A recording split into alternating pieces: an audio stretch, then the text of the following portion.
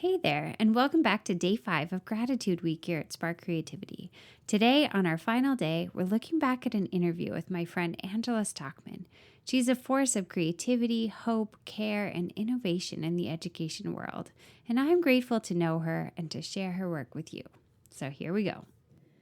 Welcome to the Spark Creativity Teacher Podcast, a podcast for English teachers in search of creative teaching strategies. I'm Betsy, Potash, and I'm glad to welcome you to episode 47, all about a powerful strategy for helping your writers generate and make sense of their own ideas. It's called the Writing Makerspace. I'm thrilled to have Angela Stockman, author of Make Writing and Hacking the Writing Workshop, on the show today to teach us how to effectively use the Writing Makerspace in the classroom.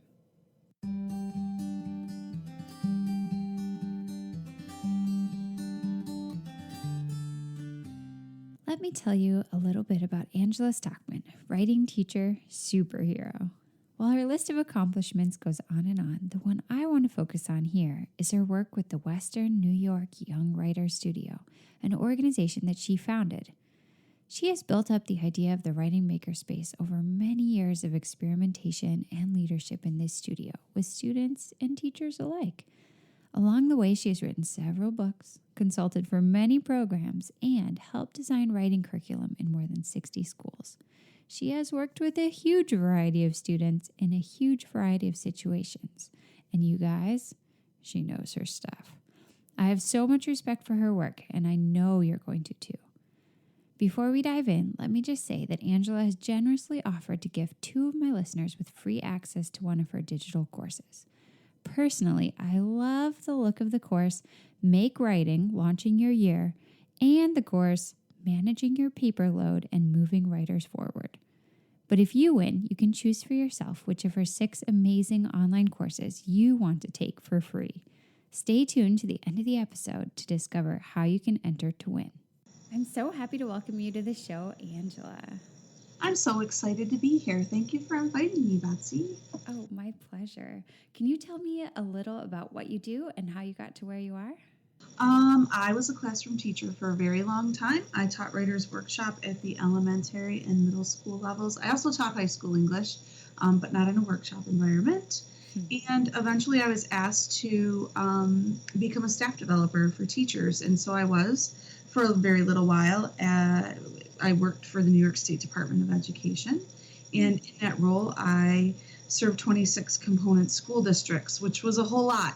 Wow. Yeah. And through that work, teachers were really interested that I spoke with in establishing a writing community that was comprised of kids and teachers. What they really wanted was kind of a lab classroom for a workshop where we could all kind of co-plan together and watch each other teach and work with real kids in kind of an authentic environment. And so that's what I eventually did, is I left my position as a staff developer and opened a writing studio and became an independent consultant. So I spend my Mondays through Fridays in schools supporting teachers who are working with kids as writers. And until this year, I spent weekends and summers in my writer's studio, but I'm traveling a ton this year, so we're kind of on hiatus for a little while. Wow, that sounds amazing. You're working with so many different groups of students and different styles of schools. Yeah, I am. It's a lot of fun, and I learn a lot, too. Yeah, I bet. Well, my listeners already know that I love your book, Make Writing, and so I'm hoping to start today with the makerspace concept that you've pioneered. How did you first get into the concept of making writing? It was not intentional, and it kind of, I fell into it by surprise, but it was a happy surprise. When I started my writer's studio, at the same time, I joined a learning community called Communities for Learning, Leading Lasting Change. And an expectation of that professional learning community was that we disseminate the expertise that we were gaining about our practice. And so I started an action research project that year that lasted for about 5 years in my writer's studio and in the schools that I was serving. I was really interested in learning more about if I were able to engage kids who were presenting as resistant writers, what was happening. And so if a kid presented as resistant and was suddenly engaged in producing quality writing, what were the factors that were a part of that shift? And so I did a documentation project and an action research project for about 5 years and collected a lot of interviews and photographs and video and student work samples. And initially, the word making wasn't really what came to mind. In fact, the year that I started my work was the year of the very first Maker Fair. And so there was talk about this in the field of education at that time. But what I noticed was that kids were breaking text into smaller parts and moving it around on index cards and Post-it notes and using foam boards. They preferred to be standing up.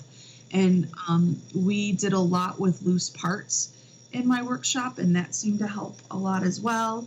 The kids who were presenting as resistant writers always were makers. And I don't use that word lightly. I know we're not supposed to say always. It was really 100% of them telling me that they didn't want to write. And when I asked them what they would rather be doing, they did share things that just, really were relevant to making. And so that's kind of how I fell into it. And I asked them to start solving their own problems by sharing with me what they were interested in doing other than writing. So you took that information and you started to shape this space that you were crafting? Yes. And so what kinds of things did you put in it? What was the space like? The space evolved over the course of 10 years, and we actually moved several times throughout that experience. The very first year I was in a college classroom, and there were a lot of craft materials that I was bringing into the room, paint and Play-Doh and markers, but I wasn't really engaging kids in making and writing with intention at that point. I was just giving them a lot of choice and a lot of freedom. I gave them permission to do what they wanted to do inside of that space, and they taught me about the connection, and I kind of followed their lead. So with every iteration on our space, the kids had tremendous say about the materials that became a part of it. And so eventually over time, we had standing desks that we hacked together out of bookshelves and hollow core doors that we painted with chalkboard paint. Our walls no longer had posters on them. They were a place where kids could plan and use their sticky notes to map out drafts and to do a bit of writing on the grid, which is what we all called it then. We had a lot of tinker totes and tinker trays, and then eventually a mobile makerspace, which was shelves on wheels that had a lot of diverse materials on them. Most of the stuff in my studio was low-res stuff. So recyclables, inexpensive loose parts, a lot of things that were donated, and we were really pretty low tech in terms of, kids were using their hands a lot and a lot of kind of raw materials, but not a lot of digital until they were done prototyping what it is they wanted to write about and ready to kind of share it and polish it. And we used technology, more digital technology then. So my space was filled with things that were really inexpensive, stuff that I found in my basement and in my garage, things that I always say you can spend $20 at the dollar store and make writing for a semester or more. And in fact, I just did a virtual field trip to the dollar store yesterday for my online course. That's awesome. So, if I were going to populate a space at this point, especially if it's your first time trying, I always advocate for take some time to visualize with your kids how you want to make writing in that space and find out what they're really interested in before you start spending money on anything. So I start with a lot of cardboard and a lot of recycled materials, and I start with foam balls and inexpensive clay, Legos only if they've been donated, and I just got a whole bunch of dollar bag Lego at Target, and that was worth the investment, but those can be as well. Foam blocks, tin foil, things that really can come from the recycling bin or that you can ask parents to donate. or find in your junk drawers. Those are the things. Buttons are awesome, to make writing with. And things that are laying around, I really advocate for not spending a ton of money. We use a lot of Post-it notes, but index cards work just as well.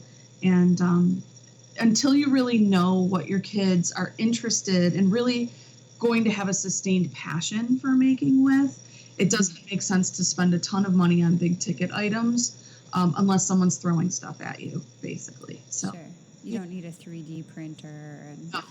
And no, although those are wonderful and there's some things that people do with them, but that shouldn't prevent anyone.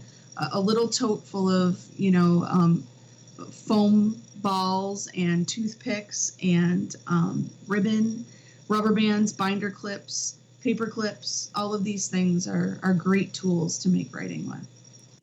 When I imagine this writing makerspace, I kind of imagine two sides of it. I imagine that the creative writing projects and workshops are using all these balls and pieces of felt and loose parts, and that the more analytical writing is using Post-its and index cards. Is that right? Or is it just all using everything? It's all using everything. And in fact, if I could refer your readers to, or your listeners to anyone, it would to connect with Dan Ryder at Wicked Decent on Twitter, because Dan taught AP and he works with high school students, and a lot of the work that he's doing in a very similar way is very analytic in nature. Here's the thing. If you're asking kids to make an argument, to do research and information writing, and you want to elevate the complexity of that writing, there is no better way to do it than to ask them to make their argument using loose parts and then to be able to justify it.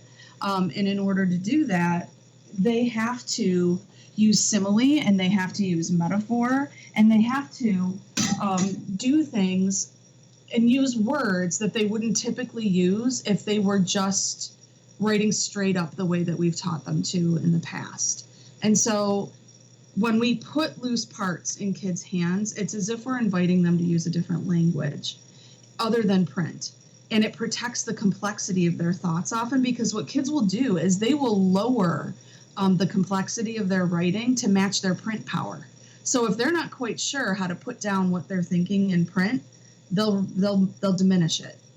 And I really find it very powerful to ask kids to build their arguments and to build their research papers and the concepts and ideas in them using loose parts other than sticky notes and index cards, but things like clay and Lego. And Dan has kids write with Oreos all the time.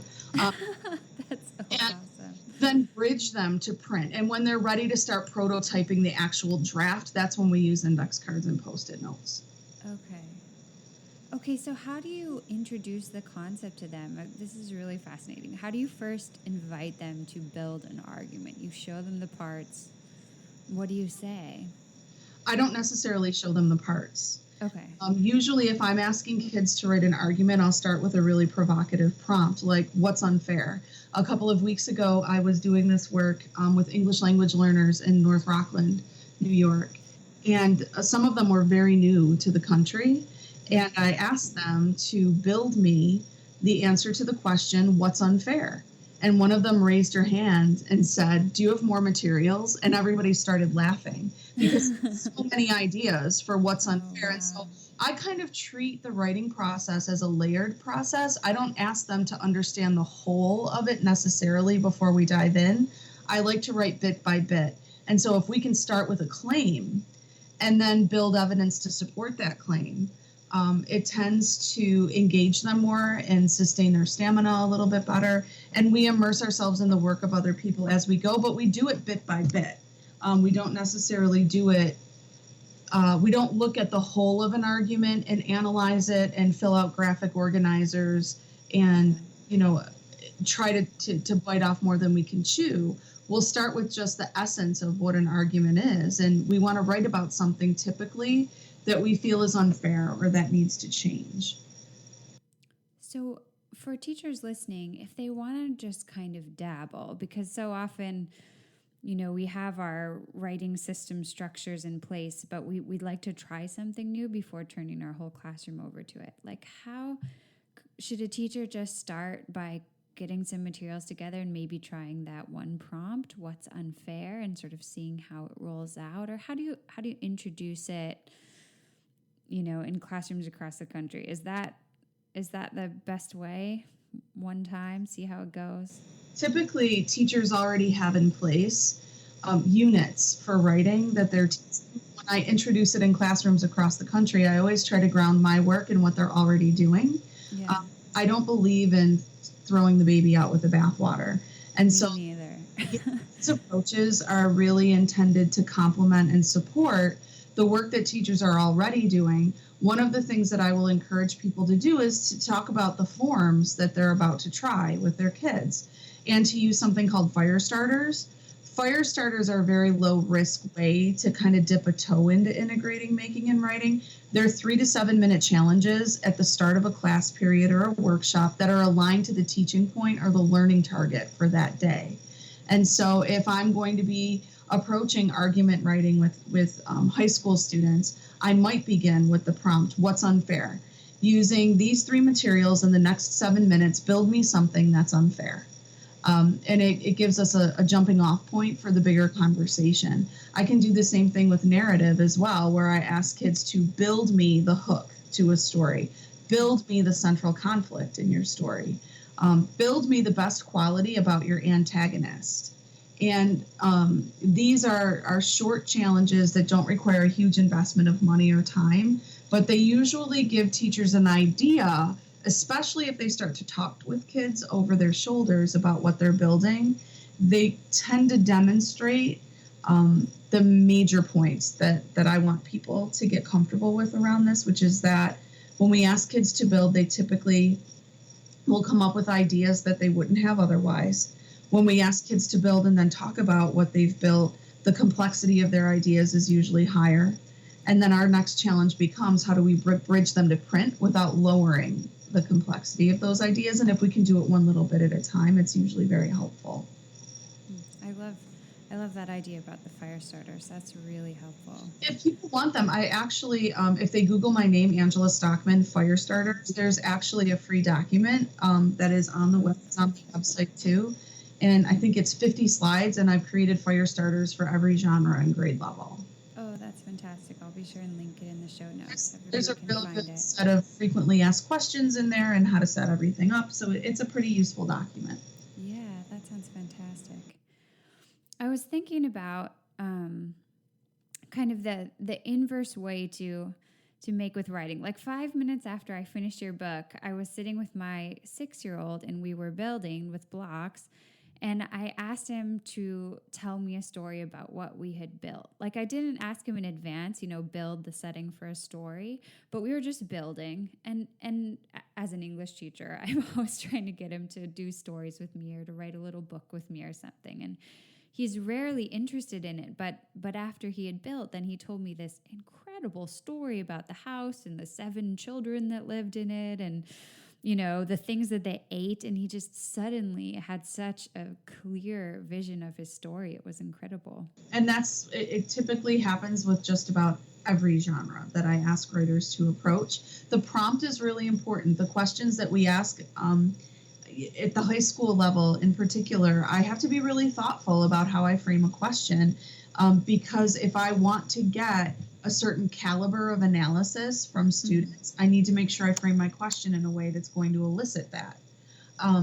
And so when I do, and when I've given them the materials that allow them to demonstrate their thinking really well, typically a similar thing happens. What's going on in their brains and what's coming out of their mouths is really interesting and complex and oftentimes unexpected. And kids will tell me all the time that they didn't know what they were going to write about until they started fiddling around with the materials and their hands made it for them. So I will interview people all the time, teachers too. I'll ask them to build something, or we'll do a fire starter. And I will say, did you have an idea in your head and then make it? Or did you start making and did the making generate the idea? And it is usually the case that they just started making and the making generated the idea. It's really amazing. I'm so excited that you're on the show and you could share this idea with my listeners because I just love it. So I just want to say thank you again. I think that a lot of great writers walking around feeling locked out of the process because Yeah. pens or keyboards in front of them when that just isn't necessarily their medium or their modality. And that isn't to say that we're not responsible for getting them there. But I find that giving them the space to use a different language, a language other than print, is a very powerful way to protect and honor and recognize the beauty of their ideas and their thinking. I respect that so much. I want to kind of go on a little bit of a tangent here, but it feels very related to me. I was so excited when I saw that you were traveling to Italy this spring to see the Reggio Emilia schools. I've been fascinated by them for almost a decade. And so can we talk a little bit about the Reggio philosophy that the environment, much like the Makerspace, is like another teacher for students? Yeah. Um, the ateliers that are incorporated into the classrooms in Reggio Emilia schools, they offer kids diverse languages in which to communicate, and they give kids a world of materials to experiment with, and their intention is to elevate their thinking and to really help students pursue what they call plurality, diverse perspectives, and also they want them to understand how materials dialogue with one another. So, for instance, if I gave you a pencil and paper, there's something very expected. I would, expect to see in your work. I would expect you to use the pencil to draw me something or write me something on the paper. If I gave you Play-Doh, I would expect you to work with it in a certain way. And if I gave you Lego, I can anticipate how you would work with Legos as well. There are some very common materials that we make with and build with, and the kind of making and building we do when we're handed those single materials and the thinking that emerges is pretty predictable. But what happens in Reggio Emilia schools is that the materials are organized in such a way that kids pursue plurality. So they won't only use clay, they'll use clay and mirrors, clay and light. So they'll take a flashlight and a lump of clay and they'll play with light and shadow. And it changes their perspective of the thing that they're building. And it gives them not only different ideas, but they draw very different conclusions as a result. One of the most profound things I notice about their ateliers is that at first glance, they might seem similar to art studios or to the centers that elementary school teachers often create. They're not built around themes, though, the way that our teachers typically do it. So you're not going to find necessarily a Halloween atelier, an atelier about the War of 1812. What they tend to build their ateliers around are languages like black and white. So an atelier might be full of only black and white materials, or it might be texture. So they might build the entire atelier around things that are smooth. They might build an entire atelier around, and I saw this often, food and leaves and organic things that are breaking down and changing in terms of composition. And so they seem to have a focus on complexity there and plurality and seeking diverse perspectives. And the materials that they offer their students are very intentional, they're very diverse, and they're intended to produce very complex thinking. When I first began to see photos of the ateliers and the kind of work that those young students in Italy were producing, I just wanted to move there and put my kids in the schools. But since realizing that I couldn't move to Italy, I just I'm so interested in how we can connect what they're doing to the classrooms here. And I see people make connections to elementary school classrooms pretty often, but not to the high school level. It's the same there. It's the same there. That it's concentrated in the elementary. Yeah. And in fact, I asked that question when I was visiting, and it seemed from my conversations, although I definitely could be wrong, but my interpretation of all of the answers that I received when I asked that question about does this progress to the middle school was that there seems to be an emphasis on content there as well, and testing influences what happens when. Okay. So in the early years, they have time for it and they have space for it, and then they don't. That just as we have people who are passionate about this at the secondary level here, that there are those who are passionate about it there as well. And I know that, there are Reggio-inspired teachers at all levels, everywhere at this point. But it really wasn't until I became familiar with Dan Ryder's work that I had seen someone embrace it so wholeheartedly. Oh, I can't wait to learn about Dan. That's a great tip. He all wrote Intention, Critical Creativity in the Classroom. Okay. All right. Well, I'm definitely going to look that up. Speaking of books, I know that you are about to come out with a new one. I'm really excited. Hacking the Writing Workshop. How does the new book build on Make Writing, or does it go out in a new direction now? Make Writing was kind of a primer. Okay. And, yeah, it was not intended to be a full-length book. I was blogging for the time for Mark Barnes, and he knew that I was doing a little bit of this research in my writer's studio, and he was really kind of excited about it and invited me to share the preliminary research. And so it was very new. And if you've read Make Writing, you know that all the way through that book, I keep saying this is highly experimental work. Right. And I encourage you to try it. And I was really eager to have teachers field test it. And that's what I did between Make Writing and Hacking the Writing Workshop is I invited a lot of teachers from different countries and different grade levels to try some of these approaches in their classrooms and document what they were doing and share their feedback and their stories with me so that I could refine my own thinking around it. Hacking the Writing Workshop is an expansion of Make Writing. It honors everything that Make Writing is all about, but it gives people a lot more in terms of practical strategies and ideas and tools and resources to use in their classroom. Wonderful. So if people haven't read Make Writing yet, maybe they should just jump straight to? Yeah, they don't need to read Make Writing to appreciate Hacking the Writing Workshop. Okay. But would it still be fun to read both, or Absolutely. And there's I don't think that anyone would find it redundant. Okay. But they don't need to if they're not interested in it. Well, why wouldn't they be? I love Make Writing. People have just a few things to do and read these days. I'm looking at everyone sharing their books on Twitter that they want to read this summer, and I'm overwhelmed by the stacks of things that they intend to read this summer.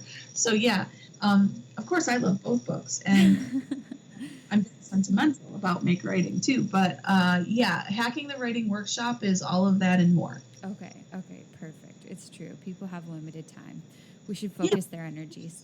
The cool thing about the second book, Hacking the Writing Workshop, is that I put QR codes at the end of each chapter or hack, and those QR codes take teachers to Drive folders where I am constantly adding new resources and materials for them to be able to apply the things we talked about in that chapter. Oh, that's awesome. Yeah, and I wanted to be able to make the book more of a living and breathing sort of document. And I do this work in schools, 4 or 5 days a week right now. And I'm constantly designing new stuff. I try not to repeat programs unless people request because they came to one and they want me to do that in their school too. But otherwise, I'm always trying to design new things, and I'm dropping those ideas into those folders. That's fantastic. I think teachers appreciate the actionable curriculum so much. Yeah, and I think that that's a little bit of what makes the second book different from the first. Yeah. So beyond reading, Hacking the Writing Workshop, which I'm sure everyone will want to do, where can listeners go to learn more about you and connect with you? I'm on Twitter at Angela Stockman, and that is also the name of my website, angelastockman.com. I also am super excited about this. I launched a digital learning platform a couple of weeks ago. It's called Pace Yourself. And if they Googled Angela Stockman and Pace Yourself, there are actually 6 digital courses. Wow. online right now that all have to do with integrating making and writing. There's everything from the full-blown master course. I think it's called Make Writing Engaging Your Most Print-Resistant Kids, and that is actually going to be a 10-session digital course, to notebooks.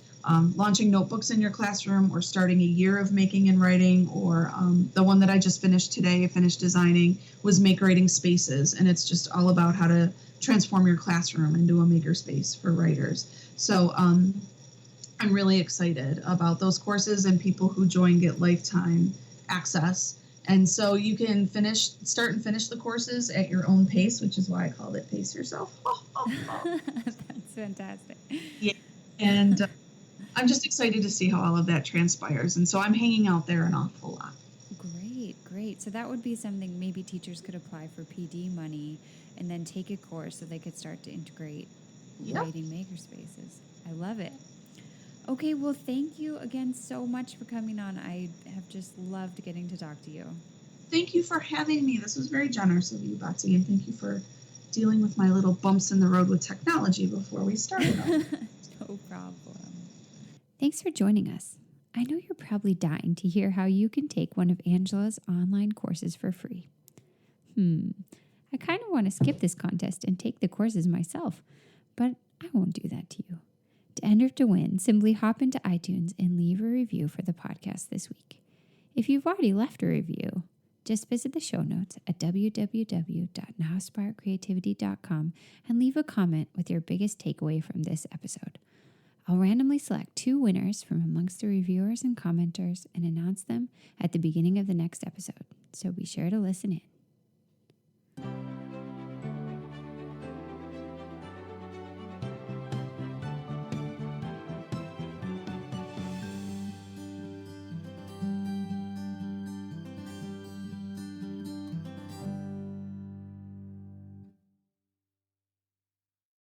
The Spark Creativity Teacher Podcast is a proud member of the Education Podcast Network.